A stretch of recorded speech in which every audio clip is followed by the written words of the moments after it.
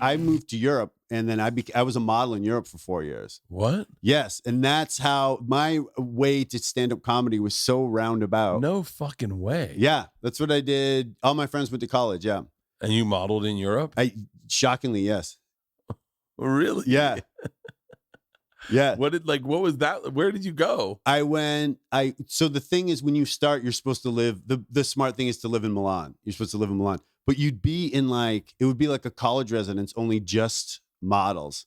Like at one point I was living in a room with 5 other male models. Are you pulling up modeling pictures? No, I don't think no, those are all stand-up stuff. But I don't know if there are any online. I have some on my phone I can show you afterwards. You've got great modeling hair. Like you got like that ridiculous thick hair. Oh, thanks. It's everywhere and it just doesn't leave. But I lived in Milan, and then I would live in London because I liked London better, and I would work in Milan. I'd work in Paris. I do like the runway shows and stuff. One of my best friends, he's passed, but he was a model, and he was just gorgeous dude, but he lived in Miami and modeled out of Miami. That was his. I wasn't good looking enough to work in I wasn't buff and. This is before I was jacked. I wasn't buff and to work in the States, but in Europe they like these skinny dudes with long hair, and I was a skinny dude with long hair. It was during the heroin chic thing. How did you get discovered to model? I had a friend who's still my friend, and she was a successful model. And I remember I visited her in New York. All our friends were in college or going to college in September. This was August. And I told her that I had applied for a job in the convenience store across from my high school, which would have been prove all the teachers that were you're not going to do anything. And I'm like, no shit. And also, they'll charge you $1 for your chunky bar or whatever the fuck, So I would have proved them right. And she was like, no, she was like, come live with me. And I'm going to introduce you to photographers that you can be a model. And I was I had never swam publicly without a t-shirt on. I was skinny and really paranoid about it. And she introduced me to people in the States, and I wasn't really the right look at the time for the States. And then I went to Europe. I did the shows, and I booked shows or media. I booked Armani the first year. I booked Dolce & Gabbana. And then so in Europe I could work, but my goal was to always live in New York and do something in New York, not model. I was quite embarrassed. So wait, how much did you make good money? Yeah, you make for standing in a pair of Dockers. Yeah, you make good money. It's the easiest. What would you make? I guess for at the time, I guess for fashion shows and stuff like that, you'd get a few $1,000. If you'd get more if you were famous or big or whatever.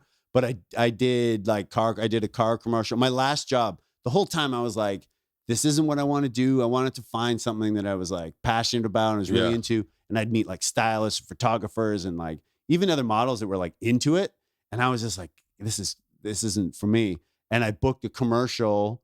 It was a Pontiac commercial. Sly Stallone did the voiceover. He wasn't there, but it paid more money. It was I don't know, $35,000, something like that. And I was this is fucking insane. Yeah. And I moved home to Vancouver, and I started doing improv, and then I started doing stand-up. Really? But I lived in Europe and modeled for 4 years. Did you have sex with models? I have done that before. Yeah. Shut up. Not it wasn't a frequent thing. Because female models are more into they can have rock stars and Formula One racers and stuff like that. Oh, yeah. So I would have sex with models after they retired, way after they retired. I was kidding. No, but I dated a couple models, but they weren't ooh, who's the skinny guy that seems insecure about what we're doing? You know what I mean? They were there were dudes though that were cocky about it. But for me, just where I grew, my hometown and stuff like that, I was in my head the whole time, I was the people that I look up to would not do this. Yeah. You know what I mean? Jerry was not gonna strut down the runway. So I just felt weird, but did you do drugs? Yeah, I did do drugs. Yeah. Quite frequently. I did more drugs in high school. I did because school sucked. Yeah. And I needed a release. And I was like a big fan of LSD. I mean, acid and the Grateful Dead and skateboarding. It's just, those three things are just so good. I can never get into LSD. Oh, really? It's too long of a commitment. It wasn't long enough for me. And I felt dirty about it because I was like, my friends my age, like they're older brothers, these dudes I looked up to would be like, oh, Phil's taking acid. Like it was like, it was still a faux pas back then. It was before like, everyone was like taking ayahuasca and shit. And I said that I had a therapist and I was talking to him. I was like, yeah, I always just felt guilty about like, part of me felt a little bit dirty about doing drugs. And he's like, you struggled so much in school that you needed like a release that was like, took you to another dimension. And immediately I was like, that's exactly what happened. Because soon as I left high school and was like modeling and stuff, and then was like, any drug was available. It wasn't like, modeling wasn't like just filled with drugs, but you could certainly get what you wanted. Yeah.